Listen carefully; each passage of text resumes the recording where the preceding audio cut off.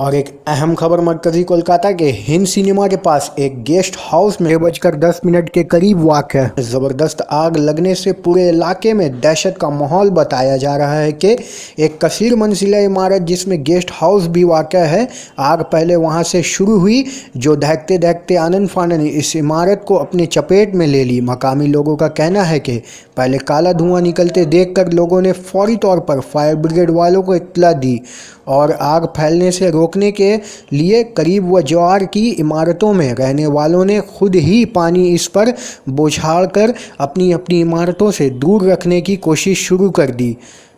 ताहम इस दरमियान फायर ब्रिगेड्स की 6 गाड़ियां मौके पर पहुंचकर इस पर काबू पाने में मसरूफ़ हो चली हैं।